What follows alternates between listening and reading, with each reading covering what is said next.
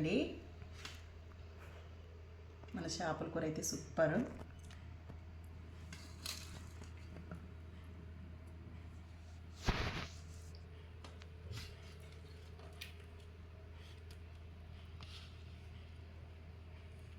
Gravy చూసారా ఎంత బాగా వచ్చిందో.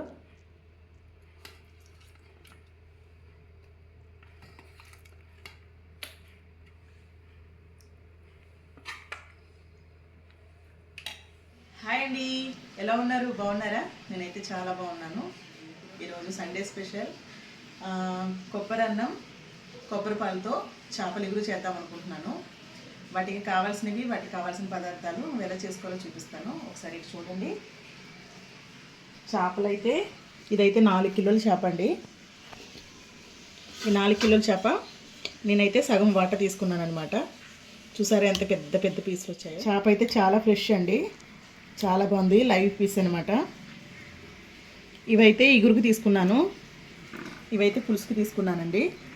ఇవైతే పక్కకు పెట్టేస్తా. ఇవైతే రేపు పొద్దుట పులుసు చేసుకుంటాము. ఈరోజైతే వీటితోనే నేను కర్రీ అయితే చూపిస్తాను. ఒక్కొక్క పీసు చూడండి, చెయ్యి అంత ఉంది, చాలా పెద్దగా ఉంది. ఈ చేప ఇగురు పెట్టుకుంటే చాలా బాగుంటుందండి. ఇది రాగండి చేప అండి. ఇదిగోనండి పచ్చిమిర్చి నేను ఇంత నాట్లయితే పెట్టుకుంటానండి. మనము మొత్తానికే చీలికలు చేసి వేసామనుకోండి, పచ్చిమిర్చి అనేది కలిపిదనమాట.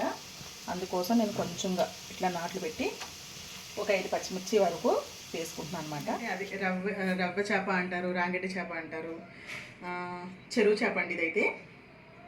ఓకేనా, చాలా మంచి చేప అయితే దొరికింది ఈరోజు. కొబ్బరి అన్నము విత్ కొబ్బరి పాలతో చేపలు ఇగురు చేసి చూపిస్తాను మీకు. ఎంతో సింపుల్గా ఈజీగా అయితే అయిపోతుంది. ఓకేనా, ఇక మనము ప్రాసెస్లోకి అయితే వెళ్ళిపోదాం రండి. ఇదిగోనండి, మనకి చేపల కూరకి సంబంధించిన పదార్థాలు అయితే నేను రెడీ చేసి పెట్టుకున్నాను. ఇటు చూపినాను.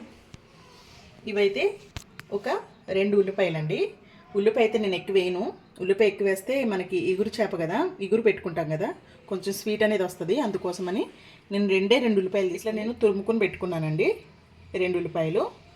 దీంట్లోకి అయితే ఒక 5 పచ్చిమిరపకాయలు, ఇది కొత్తిమీర క్లీన్ చేసి పెట్టుకున్నానండి, కరివేపాకు. మనకి మెయిన్ మసాలా వచ్చేసి ఇదేనండి. గ్రేవీ ఎక్కువ వస్తుంది, మనకి మంచి టేస్ట్నిచ్చే మసాలా దినుసులు అండి ఇవి. ఇదే మసాలా మనం అయితే పేస్ట్ చేసుకోవాలి. కొంచెంగా ఎండు కొబ్బరి అండి, ఎండు కొబ్బరి వేసుకోవాలన్నమాట. 1 స్పూన్ వరకు ధనియాలు, 1 స్పూన్ వరకు జీలకర్ర, 1 స్పూన్ వరకు గసగసాలు, లవంగాలు, ఇలాచి, దాల్చిన చెక్క. మసాలా ఇదైతే పేస్ట్ కొట్టుకోవాలన్నమాట అండి. ఇదిగో చూడండి, నేనైతే పొయ్యి మీద బాండీ పెట్టుకుని నేనైతే నూనె వేసుకుంటున్నాను. మనకి చేపల కర్రీలోకి కొంచెం ఆయిల్ అనేది ఎక్కువే పడుతుందండి. ఈలోపు మనం చేప ముక్కలకి ఉప్పు కారం పట్టించుకుందాము. 1 స్పూన్ వరకు సాల్ట్ వేసాను,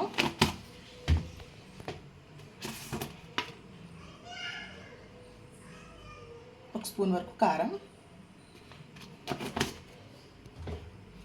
మంచిగా ముక్కలకైతే పట్టించేసుకోవాలన్నమాట.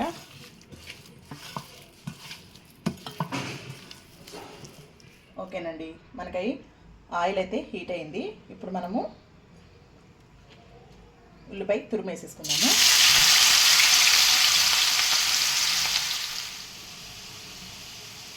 నేనైతే మసాలాలు కొంచెంగా ఈ ధనియాలు, జీలకర్ర అనేది కొంచెంగా ఫ్రై చేసుకుంటానండి. కొంచెంగా అట్లా ఫ్రై చేసుకుంటే ఏంటంటే మనకి టేస్ట్ అనేది చాలా బాగుంటుంది అనమాట. ఫ్రై చేసుకుని నేనైతే పేస్ట్ అయితే చేసేసుకుంటాను. మనకి వేసుకునే కొబ్బరి వల్ల, గసగసాల వల్ల మంచి టేస్ట్ వస్తుంది, గ్రేవీ కూడా వస్తుందండి. చాలామంది గ్రేవీ కోసం ఉల్లిపాయ అనేది ఎక్కువ వేసేసుకుంటారు. అలా ఏం అవసరం లేదండి. ఉల్లిపాయ అనేది ఎక్కువ వేసుకుంటే ఏంటంటే మనకి ఒక తెలియని స్వీట్ అనేది వస్తుంది అనమాట కర్రీలో.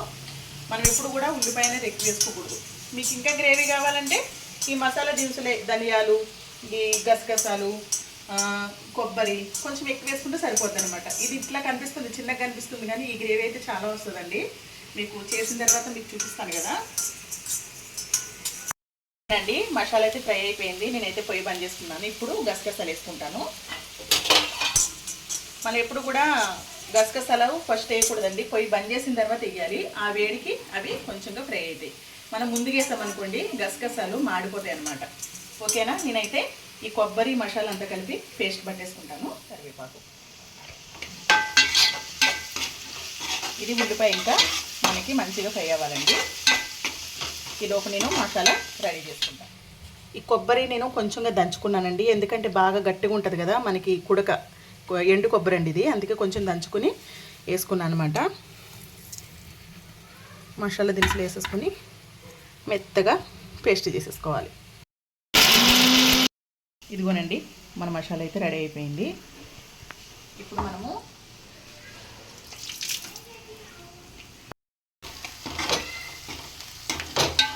మనకి ఉల్లిపాయ పేస్ట్ అయితే మంచిగా ఫ్రై అయిందండి. ఇప్పుడు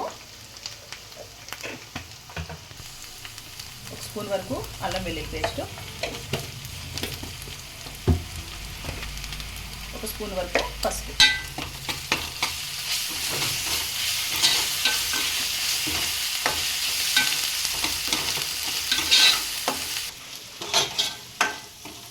మనము చేపల కర్రీలోకి ఇగురు చేసుకున్నాం అనుకోండి, కంపల్సరీ అల్లం వెల్లుల్లి పేస్ట్ అయితే వేసుకోవాలండి. చేపల పులుసులో కూడా కొన్ని చేపల పులుసులో అల్లం వెల్లుల్లి పేస్ట్ వేసుకోవాలి. కొన్ని రకాల చేపల పులుసులు అయితే అల్లం వేయనవసరం లేదు. మనం ఇగురు పెట్టుకునేటప్పుడు ఖచ్చితంగా చేపల కూరలో అల్లం వెల్లుల్లిపాయ అనేది వేయాలన్నమాట. ఇప్పుడు మనకి ఇది పచ్చి స్మెల్ పోయింది. ఇప్పుడు ఈ మసాలా ముద్ద కూడా నేను వేసేసుకుంటున్నాను. ఇదిగోనండి మనం ఈ మసాలా ముద్ద కూడా ఒక 2 నిమిషాలు మంచిగా పచ్చి స్మెల్ పోయే వరకు వేయించుకోవాలి. అంతగా పచ్చి స్మెల్ ఏం రాదండి, ఎందుకంటే నేను మసాలా ముందుగానే ఫ్రై చేసుకున్నాను కదా. మసాలాలన్నీ ఫ్రై చేసుకుని మనం మసాలా పట్టుకున్నాం కాబట్టి అంతగా ఫ్రై అవసరం లేదు. కొంచెం ఒక 2 నిమిషాలు ఫ్రై చేసుకుంటే సరిపోతుంది. మనకి మసాలా అయితే మంచిగా ఫ్రై అయిందండి. ఇప్పుడు నేను ఈ ముందుగా కలిపి పెట్టుకున్న చేప ముక్కలు అయితే వేసేసుకుంటాను. ఇవి చూడడానికి మీకు ఏ సైజులో కనిపిస్తుందో తెలియదు, కానీ చాలా పెద్ద సైజు అండి. అందుకే నేను ఎక్కువ పీసులు అయితే వేయలేదు. రేపొద్దుటైతే మంచి చేపల పులుసు పెట్టుకోవాలనుకుంటున్నాను అనమాట.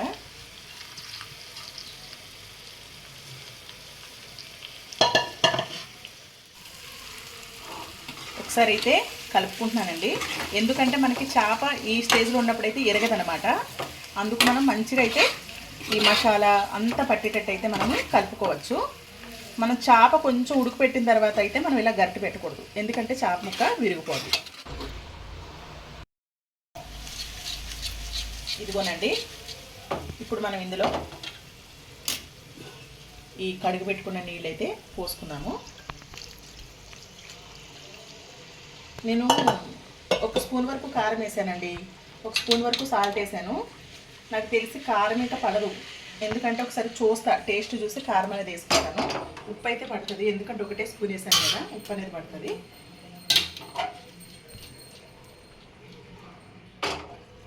ఇదిగోనండి మన కొబ్బరి అన్నానికి కావాల్సిన పదార్థాలు అయితే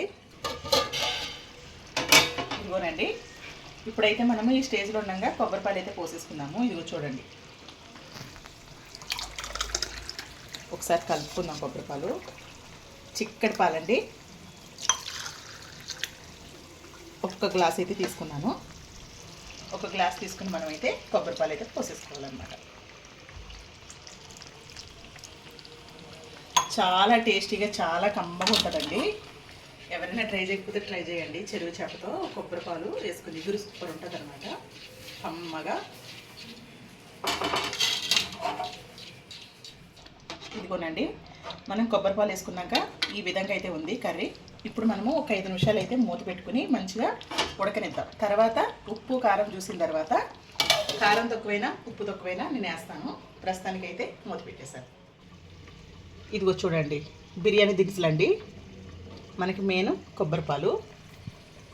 ఒక కొబ్బరికాయ అయితే తీసుకున్నానండి. కొబ్బరిపాలు ఒక 1/2 కేజీ వరకు రైస్, 1/2 కేజీకి కూడా కొంచెం తక్కువే ఉంటాయండి. 1/2 కేజీ రైస్, అల్లం వెల్లుల్లి పేస్ట్, ఆయిల్, కొత్తిమీర, కరివేపాకు, ఇంతేనండి మనకు కావాల్సినవి. చాలా ఈజీగా అయితే అయిపోతుంది. కొబ్బరి అన్నం కూడా చాలా ఈజీగా అయిపోతుంది, హెల్త్ కూడా మంచిది, చాలా బాగుంటుందండి కమ్మగా. చిన్నపిల్లలు అయితే చాలా ఇష్టంగా తింటారు కొబ్బరి. ఇదిగోనండి 1 స్పూన్ వరకు నెయ్యి, కొంచెం మంచి నూనె. ఇదిగోనండి ఆయిల్ అయితే హీట్ అయింది. బిర్యానీ దినుసులు వేసేసుకుంటున్నాను.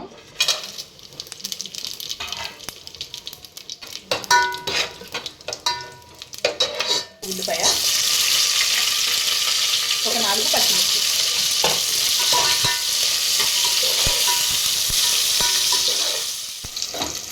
ఇదిగోనండి, మనకు మసాలా దినుసులు, ఉల్లిపాయ, పచ్చిమిరపకాయలు ఇవన్నీ వేగాయి. ఇప్పుడు ఒక చిన్న స్పూను అల్లం వెల్లుల్లి పేస్టు,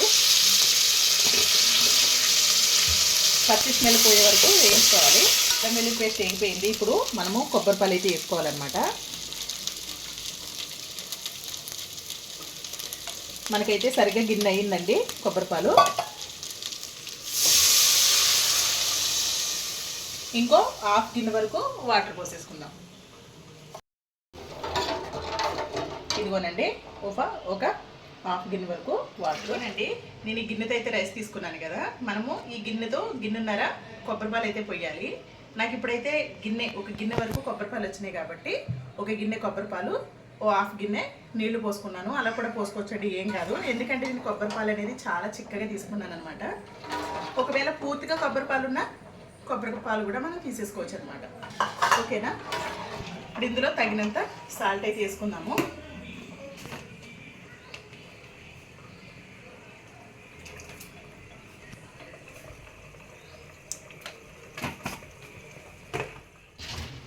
ఒకసారి చేపల కూర అయితే చూసుకుందామండి. ఇప్పుడు మనం ఒక్కసారి ఉప్పు కారం కూడా నేను చూసుకుంటాను.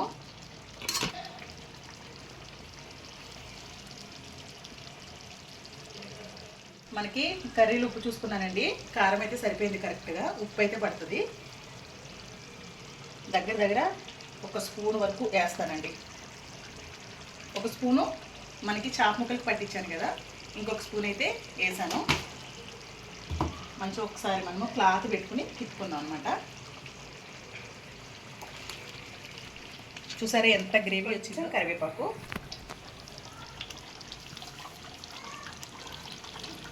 కొంచెం కొత్తిమీర వేసుకొని మూత పెట్టేసుకుందాం. ఇంకొక 10 నిమిషాల తర్వాత దగ్గరగా అవుతుంది కర్రీ, అప్పుడు మళ్ళీ మీకు చూపిస్తాను. ఇదిగో చూడండి, మనకి మంచిగా ఇదైతే మసులుతుంది. ఒకసారి ఇట్లా తిప్పేసుకుందాం. ఇప్పుడు రైస్ వేసేసుకోవాలండి మనము. ఓకేనండి, రైస్ అయితే వేసుకుంటున్నాను. ఓకేనండి, మూత అయితే పెట్టేసుకున్నానండి. రైస్ వేసేసుకున్నా కదా, మూత అయితే పెట్టుకున్నాను. అది కూడా ఒక 5 నిమిషాల తర్వాత మళ్ళీ చూసుకుంటాను, అప్పుడు చూపిస్తాను మళ్ళీ మీకు. ఓకేనండి, చేపల కర్రీ అయితే చూసుకున్నాను. కర్రీ అయితే అయిపోయింది. చూసారా, మన చేపల కర్రీ అయితే రెడీ. ఇదిగోనండి, ఈ మాత్రం గ్రేవీ అయితే ఉండాలి. మనకి చల్లారిన తర్వాత ఇంకా కూడా దగ్గరికి అవుతుంది. నేనైతే పొయ్యి అయితే బంద్ చేసుకుంటాను. బంద్ చేసుకునే ముందు కొంచెం కొత్తిమీర అలా జల్లేసుకుని మనమైతే పొయ్యి బంద్ చేసేసుకోవచ్చు. ఓకేనా? చేపల కర్రీ అయితే అయిపోయింది. మనము కొబ్బరి అన్నం అయితే చూసుకుందాం ఒకసారి.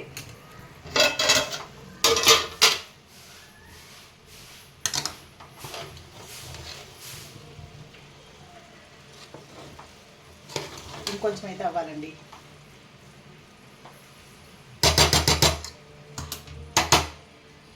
మళ్ళీ 5 నిమిషాల తర్వాత చూసుకుందాం. కొబ్బరి అన్నం అయితే చూసుకుందామండి. అయిపోయింది. ఇదిగో చూసారా, స్టవ్ అయితే బంద్ చేసేసుకుంటున్నాను. అయిపోయింది. లంచ్ టైం అయితే అయిపోయింది. మేమైతే ప్లేట్లలో పెట్టేసుకుంటున్నాము. పచ్చిమిర్చి చూసారా, ఇందులోకి గ్రేవీ వెళ్ళి చాలా బాగుంటుందండి. పచ్చిమిర్చి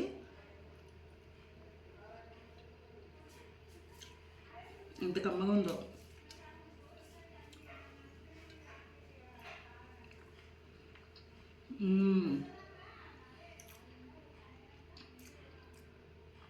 అబ్బా అనాల్సిందేనండి, అంత అద్భుతంగా ఉంది. Super curry. మీరు తప్పనిసరిగా ట్రై చేయాలి. ఈ కర్రీ అయితే అంత బాగుంది. పెద్ద చేపలు దొరుకుతాయి కదా మీకు కూడా, ముదురు చేపలు. ఆ చేప మంచిగా ఇట్లా తెచ్చుకొని మంచిగా కొబ్బరి పాలేసి అయితే వండుకోండి. జన్మలో వదిలిపెట్టరు, అంత బాగుంది నిజంగా.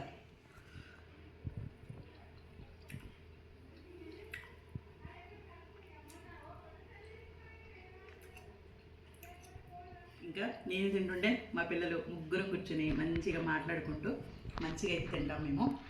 ఓకేనా? రెసిపీ నచ్చినట్లయితే లైక్ చేయడము, నా ఛానల్ని సబ్స్క్రైబ్ చేసుకోవడం అయితే మర్చిపోకండి. మీ సపోర్ట్ నాకు ఎప్పుడు ఇలానే ఉండాలి. మీరు సపోర్ట్ చేస్తేనే కదా నేను ముందుకు పోయేది.